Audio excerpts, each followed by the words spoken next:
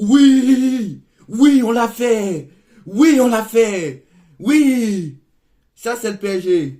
Ça, c'est clairement le PSG. Et voilà, ce soir, j'ai reconnu le Paris Saint-Germain. Ce soir, j'ai reconnu mon équipe. Ce soir, j'ai reconnu, j'avoue, je n'étais pas confiant avant ce match. J'avoue, comme tout le monde n'était pas confiant avant ce match. Il y avait des raisons pour ne pas y croire à cette qualification.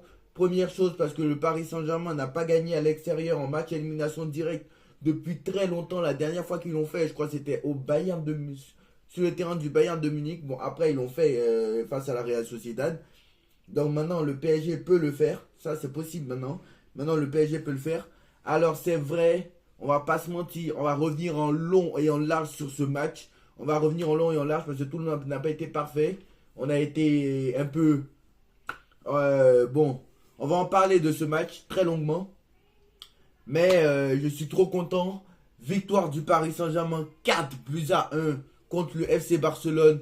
Comme il y a 3 ans au Camp Nou quand on a gagné 4-1 avec un triplé de Mbappé. Et ça se reproduit. Cette fois Mbappé il met un doublé. Mais très clairement j'ai vu un Paris Saint-Germain en deuxième mi-temps stratosphérique. Alors ce n'est pas le même match qu'à l'aller. Mais j'ai l'impression que c'est la même première mi-temps. Et c'est la deuxième mi-temps. La même deuxième mi-temps qu'à l'aller. Bon sauf que là ils ont pris un carton rouge. Donc même la deuxième, même à 10 contre 11 en première mi-temps, c'est pas si évident que ça. C'est en deuxième mi-temps qu'on fait la différence. Mais ce match était très très très intéressant. Ce match était, je me dis c'est possible. Parce qu'à 1-0 pour le Barça, je vais vous avouer que j'y croyais plus. Parce qu'on aurait été à domicile à 1-0 pour le Barça, j'aurais cru. Parce qu'à domicile, c'est vrai, il y a nos supporters, etc. Même si à Barcelone, il y avait des supporters aussi. Hein. Mais voilà, le match, déjà, le stade, c'est pas le Camp Nou.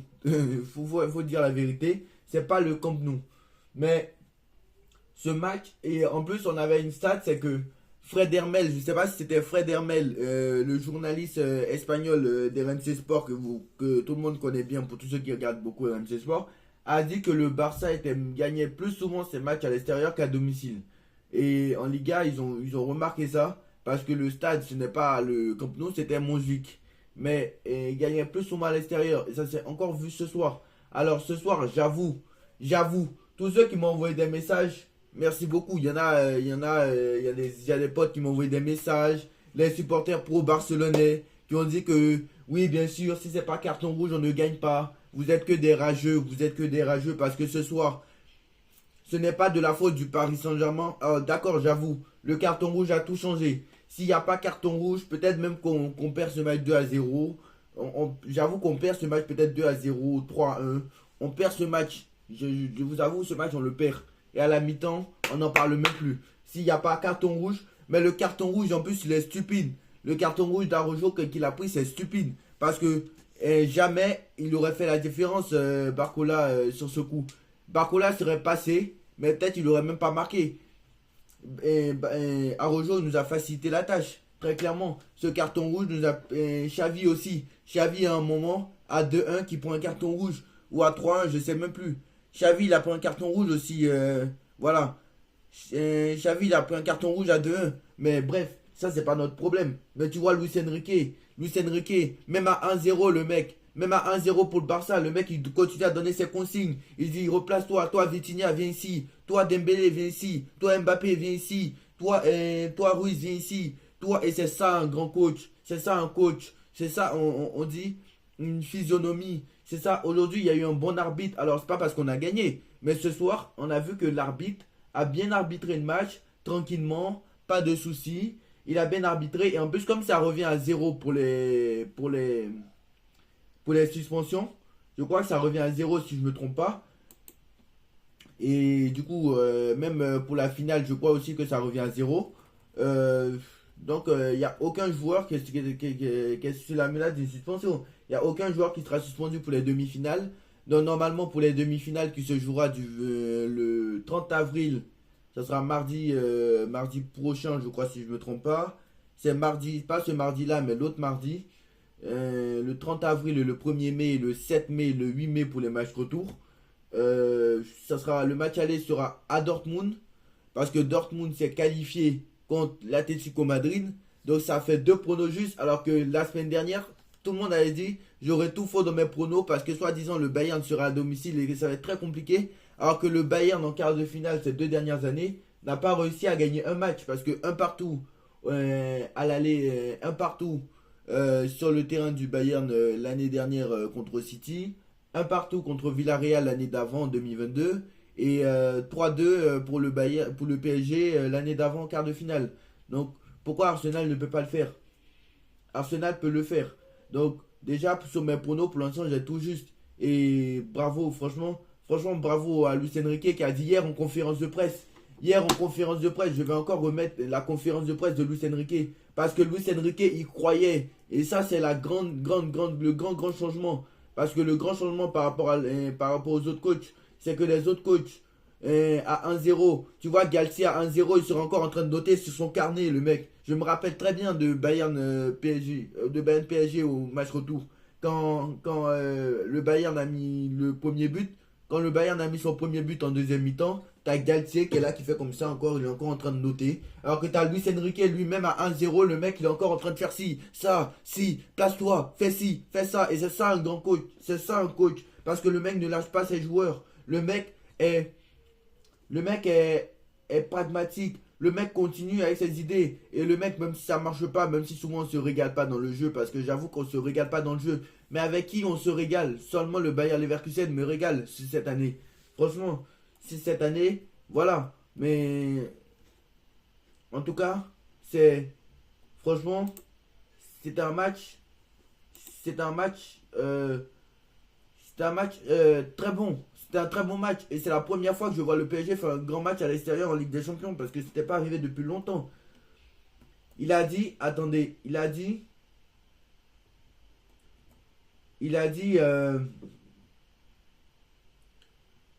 en plus le pire c'est qu'il a dit,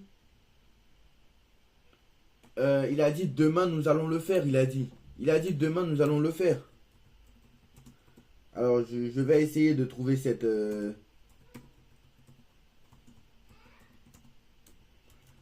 phrase.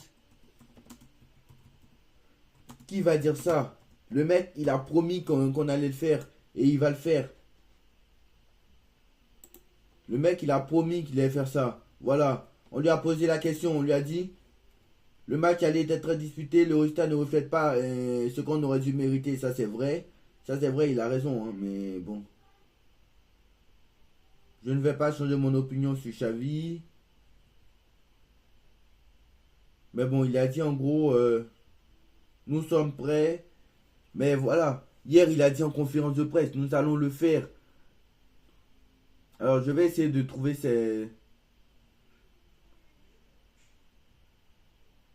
Voilà. Le PSG, voilà, il a dit qu'il est convaincu que le PSG peut renverser la situation. Nous sommes tout à fait capables nous sommes tout à fait capables de le faire. Et on lui a posé une question. Le PSG n'a jamais été capable de se qualifier après avoir perdu un match aller à domicile. Parce qu'on a quand même fait contre Dortmund après avoir perdu un match aller. C'était la seule fois qu'on l'avait fait d'ailleurs.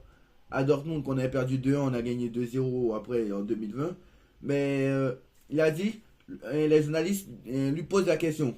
Le PSG n'a jamais été capable de se qualifier après avoir perdu à l'aller. Mais lui, il dit, si le PSG n'a jamais été capable de se qualifier après avoir perdu à l'aller, mais demain, nous allons le faire. Il a dit, nous allons le faire. Il n'a même pas dit, on va essayer. Il n'a même pas dit, il faut le faire. Il a dit, nous allons le faire. Et c'est ce qu'il a fait. Le mec, chose promise, chose due. Et le mec est pragmatique. Il meurt avec ses idées. Le mec, il a une cohérence. Faut laisser travailler. Voilà, faut laisser travailler. Faut laisser avec ses idées. En tout cas, sur le match, franchement, le match était très très bon de la part du Paris Saint-Germain. Après, bien sûr, hein, tout le monde va dire, bien sûr, c'était un petit Barça. Mais la semaine dernière, quand le Barça avait gagné 3-2 au Parc des Princes, tout le monde disait, oui, Lamine Yamal, il a mis l'OTM dans sa poche. Araujo ce soir. Araujo et... Ce qui a fait que c'était plus facile pour Mbappé de se présenter, c'est que, voilà, Araujo était exclu, donc évidemment, c'était plus compliqué. Mais Araujo, il a mis Mbappé dans sa poche au match aller.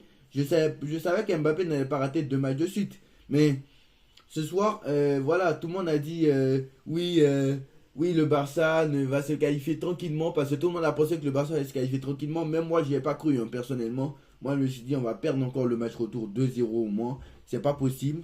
Sinon, voilà. Mais à coup de pas, franchement, Luis Enrique, bravo à toi parce que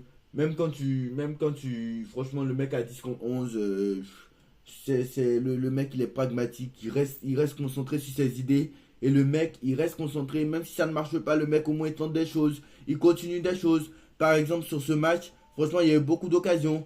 Avant le deuxième but, tu as eu l'occasion de Ruiz qui aurait pu être dedans. Tu as eu l'occasion d'Akimi qui aurait dû être dedans. Et à la 50e minute, la frappe extérieure de la surface de Vitinha. Vitinha cette année, frère. Vitinha, pas un. Alors, désolé, hein, parce que hier c'était Xavi qui était sur le banc. Donc, mon premier milieu de terrain légendaire qui vient en tête, c'est Xavi. Mais j'aurais pu le comparer à Modric. Mais je ne vais pas comparer Vitinha à Modric, bien évidemment. Modric, il a un ballon d'or, il a 5 Ligues des Champions. C'est Vitinha, il en a zéro. Mais Vitinha, l'année dernière, c'était quoi? C'était rien du tout. Vitinha, c'était, à tout le respect que j'ai pour les milieux de, je sais pas, mais l'année dernière, Vitinha, c'était rien du tout. Mais je sais même pas à quel joueur le comparer. Mais l'année dernière, Vitinha, c'était n'importe quoi. Cette année, Vitinha, c'est Modric. Je suis désolé. Cette année, Vitinha, c'est le jour et la nuit. On a vu que le départ de Messi et Neymar a libéré Vitinha. Parce que Vitinha, voilà. Et Vitinha, quand il joue, il est encore meilleur en plus. Parce que normalement, il jouait sur le côté gauche du milieu de terrain. Mais quand où il combine avec Mbappé et Hernandez. Mais ce soir, il était au milieu. Mais Vitinha, il a surnagé où il était. Donc Vitinha, la position de Vitinha était très très très bien. Et était très très bien. Et bravo à Luis Enrique. Il a remis Warren. Warren, il a remis Warren dès le début. Et ça a fonctionné. Il a remis Warren dès le début. Et ça a fonctionné. Parce que Warren, quand il n'était pas sur le terrain, Warren Emery, au match aller, moi j'étais inquiet. J'étais inquiet parce que je me suis dit, c'est pas Fabien Ruiz qui va faire quelque chose. Mais Fabien Ruiz, ce soir, il a encore été bon. Ce soir, Fabien Ruiz, je lui mets un 9 sur 10. Ce soir, franchement, Fabien Ruiz... Bon, alors d'accord, en première mi-temps, c'était pas non plus exceptionnel. Même si c'était l'un des seuls en première mi-temps qui ont essayé quelque chose. Mais ça reste quand même assez intéressant. Franchement, Vitinha, c'est lui l'homme du match. Hein, franchement, Vitinha, même entre Vitinha, Mbappé et Dembélé, frère, faut le choisir. Alors c'est vrai que franchement, entre Vitinha, Mbappé et Dembélé, frère, faut le choisir, hein, parce que franchement, je mettrais plus quand même Vitinha qui était exceptionnel au milieu de terrain quand même. En 2, je mettrais Mbappé, en 3, je mettrais Dembélé. Mais même Barcola, il était très bon aussi, hein. Franchement, Barcola aussi, ça se joue. Même Marquinhos aussi, en défense centrale, c'est exceptionnel. Bref, franchement, bref, voilà. C'est pas Galtier qui va faire ça, hein. Galtier, lui, à 1-0, il aurait été comme ça. Pochettino à 1-0. Pochettino à 1-0 contre... Même à 1-0, quand on menait 1-0 au Real, il était comme ça, le mec. Alors, je fais quoi? Parce que même à 1 partout, le mec sait plus quoi faire. Mais tu vois, Luis Enrique, le mec, il est même le mené 1-0. Il continue à donner ses consignes. Il continue parce que le mec, il croit. Et quand le coach, il croit, bah les joueurs, ils croient. Parce que les joueurs, le coach, il montre l'exemple aussi sur le terrain.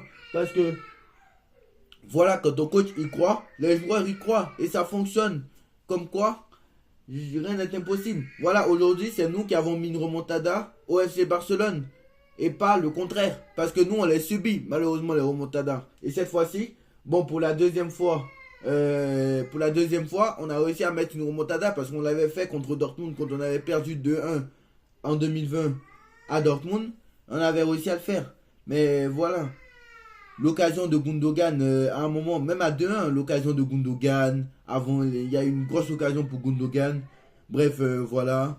Après l'occasion de Gundogan, entre la 56e et le 3e et le but de le pénal bref, je vais plus arriver à parler. Entre le but de Vitinha et le 4e but de Mbappé, frère, le Barça a disparu. Parce qu'à 2-1, frère, les mecs, ils y croyaient, frère. Après l'occasion de Gundogan, frère, j'ai rien compris. Sur une faute stupide, Déjà, Xavi, il pète les plombs. Xavi qui pète les plombs à la pause, en deuxième mi-temps. Xavi qui se fait expulser par l'arbitre. Et franchement, bravo à l'arbitre ce soir. C'est pas parce qu'on a gagné, je le répète. Mais voilà. Xavi qui se fait expulser alors que le mec quand même, il y a quand même, attends, il y a quand même 2-1. Il y a quand même 2-1 pour le PSG, je sais pas. Il y a quand même 2-1 pour le PSG. Là, actuellement, au moment où Xavi s'est fait expulser, le PSG, ils sont à 4 partout en prolongation. Enfin, ils sont à 4-4, je crois, si je me trompe pas, sur l'ensemble des deux matchs. Parce que Paris en a marqué 2. Ils sont à 4-4 sur l'ensemble des deux matchs. Si l'un est perdu. Mais Xavi est en train de se disputer avec l'arbitre. Je sais pas ce qu'il fait. Il cherche. Je sais pas qu'est-ce qu'il fait, le mec. Bref. Après ça, c'est là que le Barça a complètement disparu de la circulation. Parce qu'après, 3 minutes après, le penalty sur Cancelo. Franchement, le penalty sur Dembélé, il est stupide. Mais le penalty, frère, j'étais supporter du FC Barcelone. Moi, j'aurais pété un câble. Parce que le penalty, comment Cancelo peut faire aussi. Après, c'est pas notre problème. C'est bien, tant mieux, on a gagné. Mais c'est comment Cancelo peut faire une faute aussi débile. Parce que Dembélé, il est dans la surface de réparation. Le mec, il rate un contrôle. Alors, certes, il peut aller prendre le ballon parce qu'il est rapide. Le mec, il a raté un contrôle. Et le mec, oh, c'est une faute. Il a raté un contrôle. Le mec avait raté son contrôle. Il était quasiment. Franchement, le mec avait raté son contrôle. Le mec avait raté son contrôle. Je comprends pas. La faute, elle est idiote. Parce que le mec, il récupère le ballon. Parce que le contrôle, déjà, à la base, il est raté. Il veut essayer de prendre le ballon. Mais Cancelo, il fait faute. Donc, penalty, hein. Tout simplement. Il a bien joué le coup, Dembélé. Il a bien joué le coup. Parce que, voilà. Maintenant, je comprends pourquoi Guardiola ne l'a pas gardé. Parce que il a été prêté l'hiver dernier. L'hiver dernier. La saison dernière, au Bayern de Munich. Quand il a joué, par hasard, contre son ancien club, d'ailleurs, en quart de finale. Là, il rejoue. Là, il était encore prêté au FC Barcelone. Franchement, je comprends pourquoi Guardiola ne l'a pas gardé. Parce que Guardiola, quand il ne garde pas des joueurs, ça veut dire que vraiment, ils sont. Franchement, la faute de Cancelo, c'est pas un joueur. Franchement, c'est pas de ce niveau-là. Franchement, la faute, elle est tellement débile. Bref. Elle est tellement débile. Bref, en tout cas, voilà. Après, bon, il y a l'occasion de Lewandowski juste après. Voilà, il y a le penalty 3-1. À 3-1, bon, c'était chaud parce qu'à 3-1, franchement, c'est à 3-1 que le Barça a eu quelques occasions. Lewandowski avant, le corner qui suit après, arrêt Donnarumma, bref, voilà. Après, le Barça a eu un corner de l'autre côté et c'est là qu'on a pris la contre-attaque. La contre-attaque fulgurante, hein, très clairement. Ça ressemble à la contre-attaque où il y a eu le 4-1, le quatrième but où Mbappé a mis ce super but en 2021. Bref, cette fois-ci, Mbappé conclut. Mais encore une fois, hein, Koundé sur l'accélération d'Hakimi. C'est un corner dans ta propre surface. Accélération d'Hakimi. Les mecs qui se font prendre défensivement le Barça, franchement, laisse tomber. Laissez tomber. Alors Koundé, frère, le mec, je comprends pas. Parce que le mec, Fermin Lopez, va récupérer le ballon parce que Mbappé, il a raté son. Au départ, il a raté la frappe, quoi. Mbappé, quand il y a à contre-attaque sur le corner, il y a eu la frappe. Hakimi qui accélère. Il y a eu la frappe de Mbappé, je crois, si je me trompe pas, ou celui qui est rentré en jeu, là, je sais plus c'est qui. Il y a un joueur qui était rentré en jeu juste avant le but. C'était Kolo Muani ou je ne sais pas qui. C'était pas Kolo Muani, c'était. Il y a un joueur qui est rentré en jeu juste avant le. Il y a un joueur qui est rentré en jeu juste avant le but de. Juste avant le but de. Il y a un Parisien qui est rentré en jeu juste avant le but de Mbappé, le quatrième but de Mbappé. Voilà, Kolo Muani. Je comprends pas ce qu'il a voulu faire en fait. Je comprends. Asensio, voilà. Asensio, quand il est rentré en jeu, Asensio, il était très très bon. Asensio, frère, sur le but, t'as Asensio qui frappe et qui essaie de frapper. Il y a Arrête Ter Stegen. Mais je comprends pas Koundé ce qu'il fait. Koundé, frère, le mec Koundé, il tacle le ballon. Alors que si Koundé n'avait pas taclé le ballon, déjà, Fermin l'aurait dégagé. Mais comme Koundé a taclé le ballon, bah, ça empêche Fermin. Ça rebondit sur Fermin Lopez qui aurait pu prendre le ballon pour dégager. Ça rebondit sur Fermin Lopez. Le ballon revient sur Mbappé.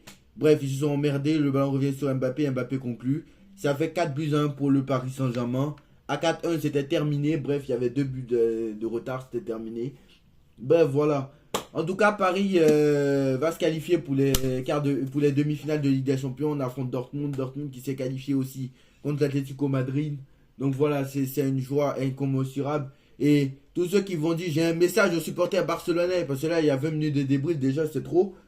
J'ai un message aux supporters barcelonais. Ceux qui vont dire, oui, alors, le carton rouge a tout changé. Parce que vous voyez, du coup, le carton rouge a tout changé, vous voyez. Parce que vous avez pris un carton, on a pris un carton rouge. Je devais dire, d'accord, moi dans le football, je suis pragmatique. D'accord, il y a le carton rouge, je suis d'accord avec vous. Ça fait partie du jeu. Mais ce n'est pas de la faute du Paris Saint-Germain, je le répète. Ce n'est pas de la faute du PSG si vous avez pris un carton rouge. Voilà. La faute, elle était hyper stupide. La faute, elle était stupide. Le pénalty, c'était stupide. La faute, elle était stupide parce que, bon, bref, cette Barcola partait au but, mais rien n'était sûr qu'il marquait. Bref, là, il n'avait pas raté son contrôle. C'est Dembélé qui avait raté son contrôle sur le pénalty, mais voilà. Votre entraîneur, Xavi. Bon, après, on voit que Xavi n'a pas la même expérience que Luis Enrique. Luis Enrique a gagné la Ligue des Champions avec le Barça en 2015. Mais Xavi, le mec, c'est son premier quart de finale en tant qu'entraîneur, hein, bien sûr. Le mec, il ne sait pas garder son calme, le mec. Donc voilà. En tout cas, bravo au Paris Saint-Germain, pardon. Bon, pour les matchs, aucun joueur ne sera suspendu. Donc si on garde nos joueurs et qu'aucun n'est blessé, normalement pour les demi-finales, tout le monde sera là. Sauf pour une équipe MB, mais ça fait longtemps que lui, il joue plus. Donc voilà. Hakimi contre son ancien club, on va jouer contre Dortmund, qu'on a affronté en poule 2 fois, qu'on a affronté bien sûr en 2020. Hakimi contre son ancien club, ça va être incroyable ce match. J'attends de voir Hakimi contre son ancien club. C'est impressionnant. Dembélé qui va encore jouer contre son ancien club. C'est impressionnant. Franchement, j'attends de voir. Et Dembélé, frère, le mec, il a marqué 2 buts en 2 matchs contre le Barça. Alors que vous vous rendez compte que Dembélé a marqué plus de buts contre le Barça que dans toute la saison. Dembélé a marqué plus de buts contre le Barça que cette saison au PSG. C'est incroyable. Donc tous les jours, il va jouer contre le Barça maintenant. Donc voilà, c'est quand même assez incroyable. Bref, maintenant un message maintenant aux supporters barcelonais encore une fois. Voilà, vous êtes des rageux parce que ce n'est pas de la faute du Paris Saint-Germain si vous avez pris. Et un message aussi à Neymar parce que un message aussi Neymar, tu es fini, tu es cramé. Je ne sais même plus où tu es. Tu es en Arabie Saoudite ou au Qatar, je ne sais pas. Verratti, soi-disant le meilleur milieu de terrain au monde, on le voit même plus. Il n'a jamais été décisif, c'était eux les problèmes au Paris Saint-Germain. Messi, soi-disant meilleur joueur de l'histoire, on le voit plus. Depuis que Messi et Neymar ne sont plus au Paris Saint-Germain, tout va bien. Depuis que Messi, comme par hasard, on était en demi-finale, comme l'année où Messi est arrivé, on a été éliminé en demi-finale par Manchester City. Quand on est allé en demi-finale, pardon, la saison d'après 2021-2022, et 2022-2023, les 2 saisons où Messi sont là, les 2 saisons où Messi est là, on est éliminé en huitième de finale. Et comme par hasard, quand Messi s'en va, on passe encore les huitièmes. Non seulement on passe les huitièmes, mais on passe les quarts et en plus on arrive en demi. Et on va peut-être aller en finale. Donc moi vraiment c'était eux les problèmes au Paris Saint-Germain. C'était eux les problèmes. Voilà, c'était eux les problèmes. Neymar tout le temps, je suis blessé, je vais à l'anniversaire de ma soeur, je vais aller à mon anniversaire, en février il est toujours blessé, voilà, reste en Arabie Saoudite, reste blessé, parce que ça c'est ton niveau, parce que tu n'as jamais été un joueur de football, tu as eu 3-4 ans de bon niveau au FC Barcelone, c'est tout, le mec ta carrière ça s'est gagné sur un malentendu, voilà, ta carrière s'est jouée sur un malentendu, voilà, Neymar n'est pas un joueur de football. Neymar ne m'a jamais fait... bon, j'avoue, hein, il m'a fait lever de ma chaise quelques années, hein, mais voilà, en aucun cas, voilà, et mea culpa parce que tous ceux qui comparent Neymar à Mbappé, déjà vous ne connaissez rien au football, parce que Mbappé est 100 fois meilleur que Neymar, j'ai pas peur de le dire, il est 1000 fois meilleur que Neymar, et ceux qui sont pas d'accord en commentaire, venez qu'on se clash, parce qu'Mbappé, le mec à la différence de Neymar, il a toujours été décisif dans les gros matchs, Neymar... J'ai pas le match référence de Neymar en Ligue des Champions avec le Paris Saint-Germain, j'en ai pas. Messi, pareil. Voilà, j'ai pas dit Mbappé est plus fort que Messi, mais j'ai dit Mbappé a toujours été plus fort que Neymar, et c'est la vérité. Donc voilà, dites-moi en commentaire ce que vous en pensez. On like, on partage, on commente, on s'abonne. Ce débrief aurait été long, mais c'est pas grave, on est qualifié. Voilà, on like, on partage, on commente, on s'abonne. On se retrouve très très vite pour une nouvelle vidéo. Allez Paris, tchuss!